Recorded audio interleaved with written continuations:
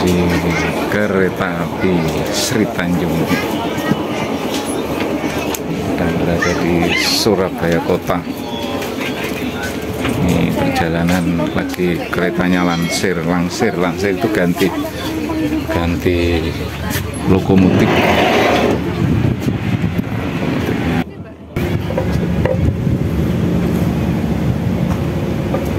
Iya, ini di Surabaya Kota ya, dengan kereta api Sri Tanjung ya.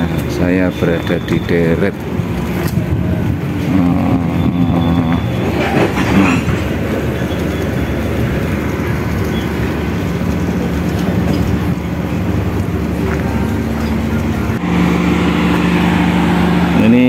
Stasiun Surabaya Kota atau dulu terkenal dengan Stasiun Semut.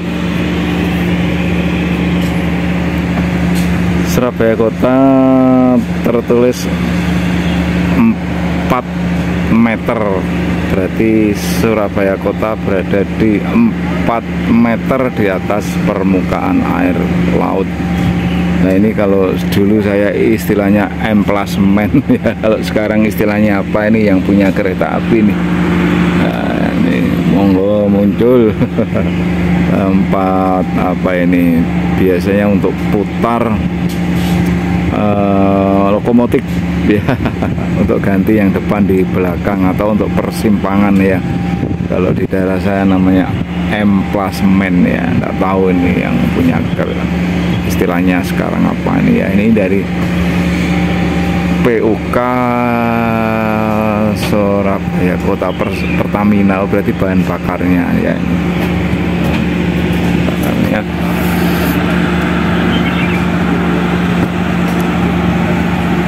Ini Bandung.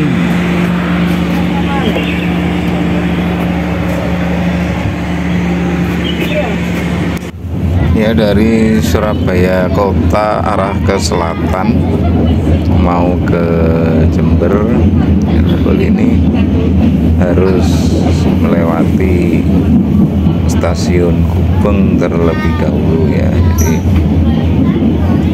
kalau dari arah selatan Wonokromo, kemudian stasiun Gubeng, terakhir di stasiun Semut atau stasiun kota ya. Setelah ini ganti lokomotif ya, berangkat dari stasiun kota kembali lagi ke stasiun Gubeng, kemudian nanti ke Wonokromo lagi, baru ke arah selatan dan timur ya. Jadi biasanya yang kalau dari selatan itu banyak yang turun di Wonokromo, kemudian Gubeng atau stasiun Semut, kemudian ke selatan ini mengisi penumpang ya, menaikkan penumpang lagi ya. Yang banyakkan itu ada di Wonokromo ya. Jadi berdasarkan pengalaman kami ya, yang banyak naik itu dari stasiun kota di 3 di Surabaya, itu yang paling banyak di Wonokromo ya. Ya mungkin tidak persis sesuai dengan kondisi perjalanannya. Ini ya, ke selatan sudah hampir di stasiun Gubeng.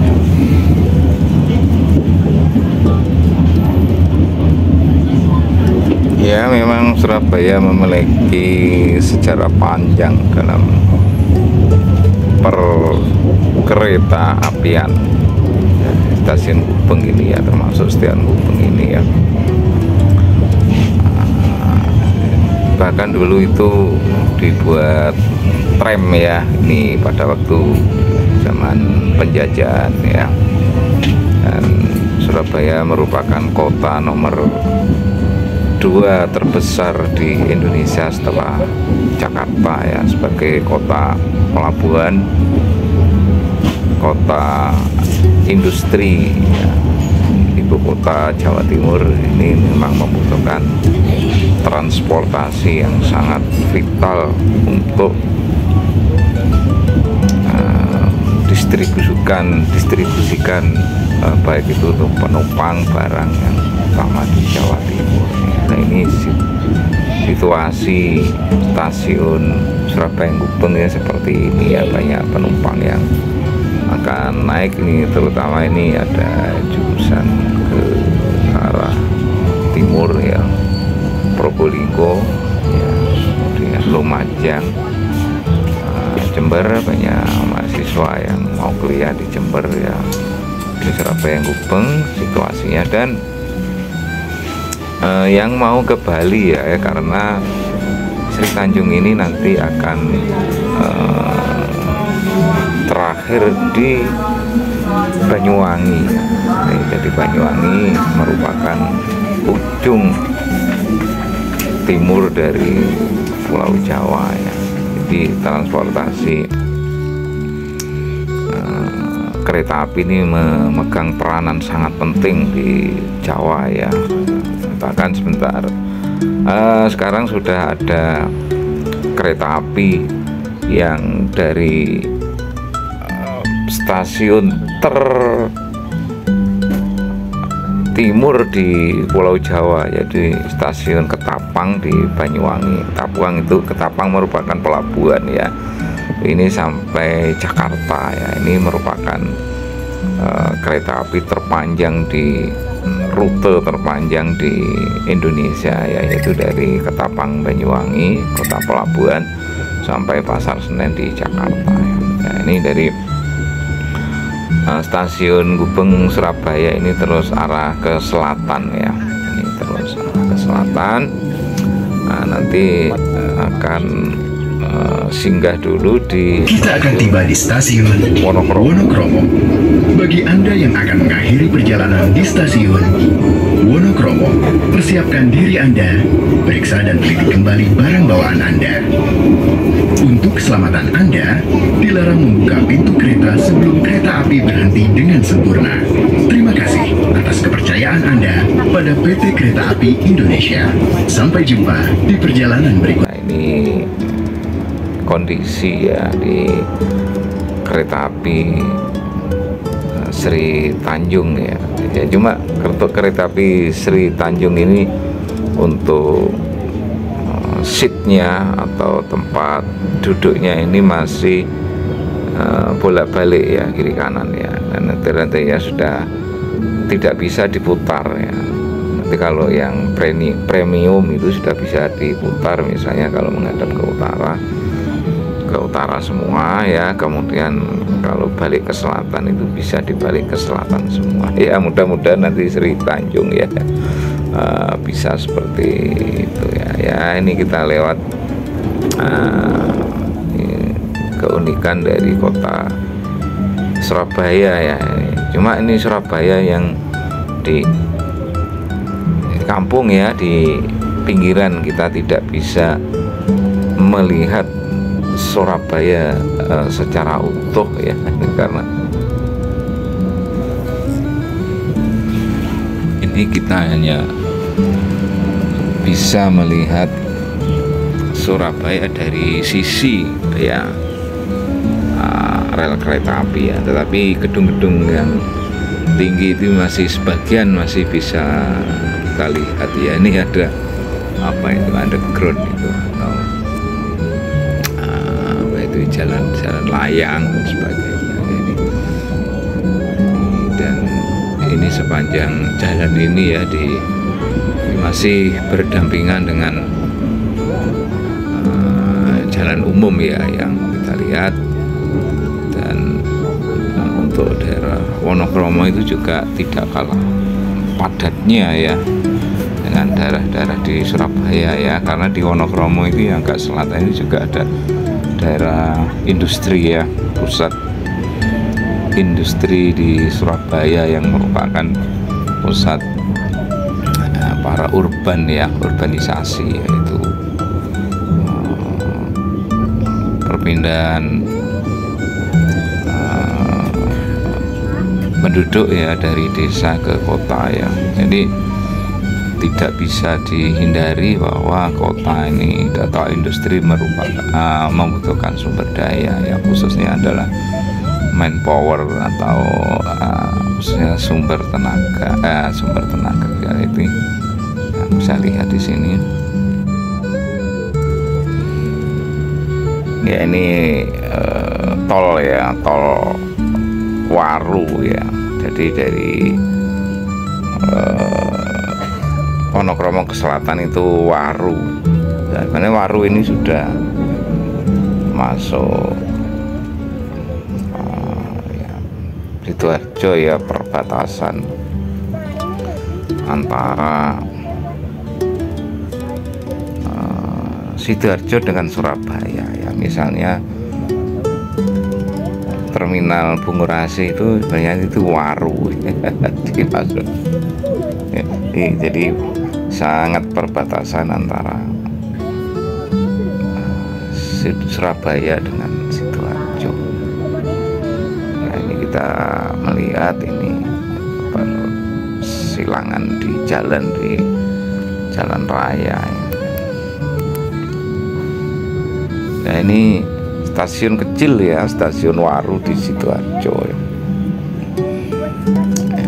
Biasanya hanya digunakan untuk persilangan kalau lewat saja ya, dan jarang sekali kereta berhenti kecuali kereta yang komuter ya. Kereta komuter itu kereta jarak dekat dalam kota ya, dan kalau dalam istilah geografi itu komuter itu ya, orang untuk melayani, singkatnya itu kota gitu ke penumpang-penumpang yang jarak dekat, yang terutama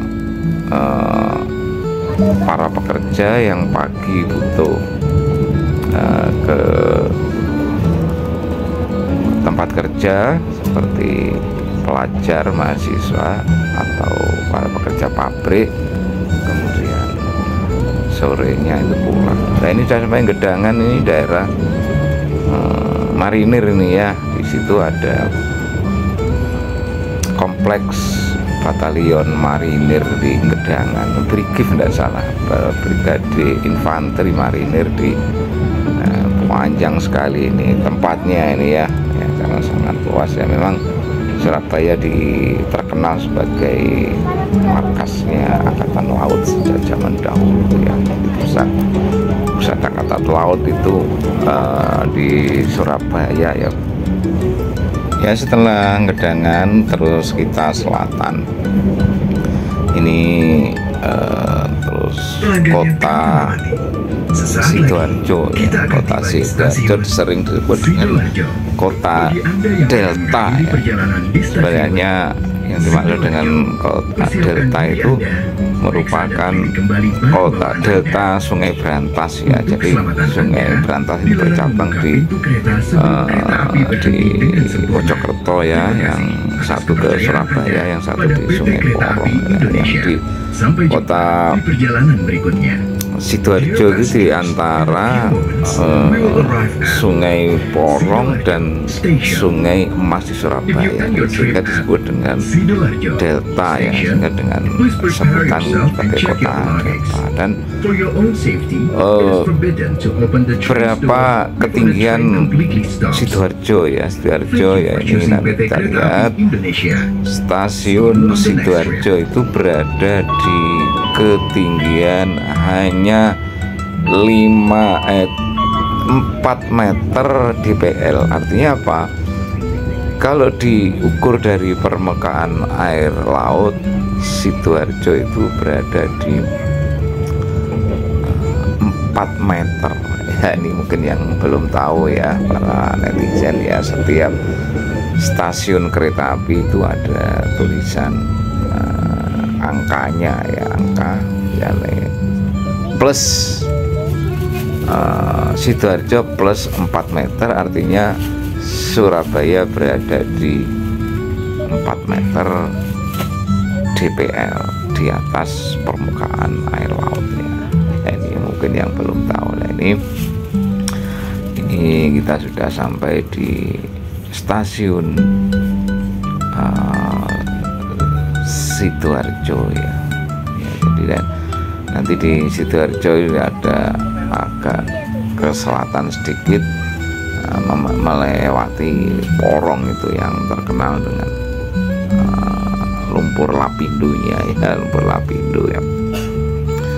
Jadi berada di dulu rel kereta api kita ini ya, ini terkena lumpur lapindo sehingga harus ditinggikan ya, sehingga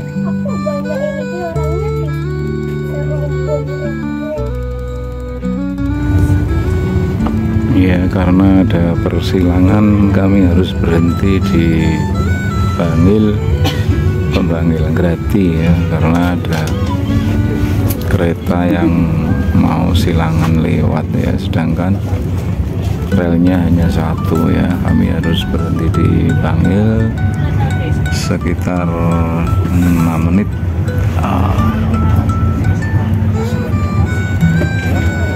Bangil termasuk Kabupaten Pasuruan ya. Ini kereta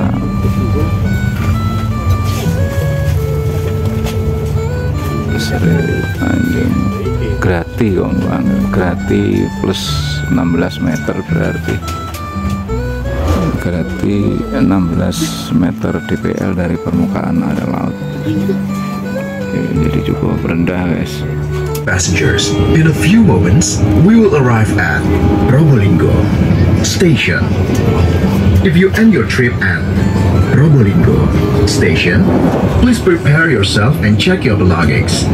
For your own safety, it is forbidden to open the train's door before the train completely stops. Thank you for choosing PT Kereta Api Indonesia. See you on the next trip.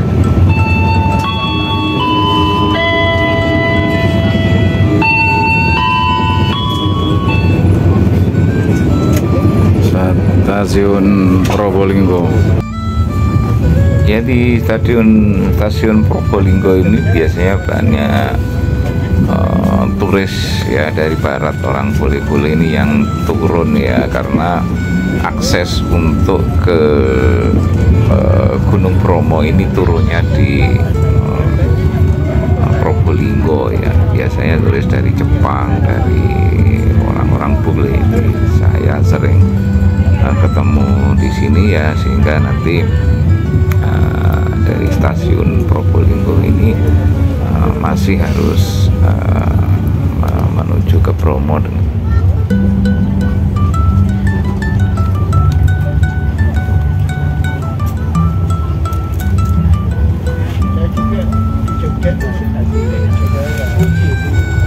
Jatiroto 29 meter. Untuk Sri Tanjung juga turun di Jatiroto ya. Jatiroto itu di Lumajang yang terakhir sebelum masuk Jember, Tanggul.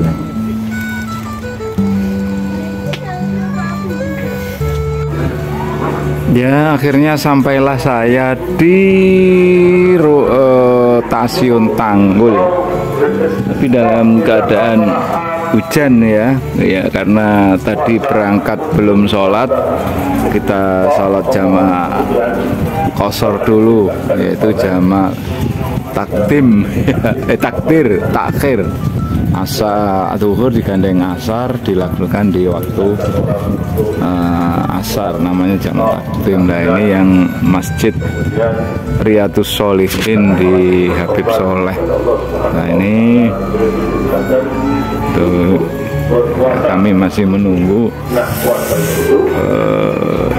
ini ya, tanggal menunggu hujan.